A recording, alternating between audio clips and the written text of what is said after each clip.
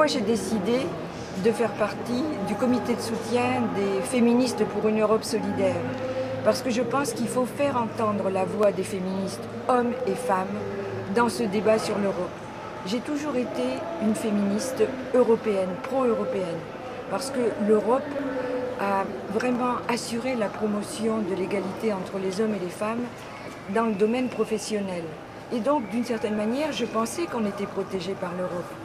Et pour moi, le coup de semence, ça a été ce qui s'est passé en Espagne. C'est-à-dire qu'un pays où les femmes avaient le droit à l'avortement puisse revenir sur ce droit. Et que l'Europe ne fasse rien. Et pourquoi l'Europe ne fait rien? C'est là où j'ai découvert quelque chose que les partis nous avaient caché, parce qu'ils ne l'ont pas défendu.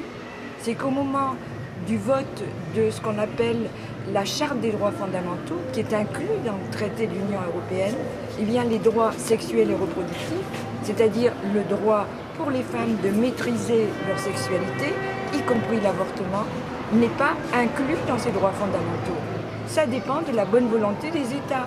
Donc on a pu accepter Malte, on a pu accepter la Pologne, on peut accepter l'Irlande, qui ne donne pas ce droit, et tout État peut revenir sur ce droit.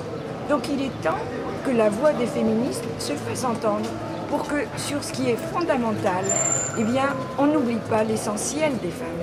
C'est l'émancipation des femmes qui est en question dans cette affaire. Voilà pourquoi j'ai décidé de soutenir cette liste.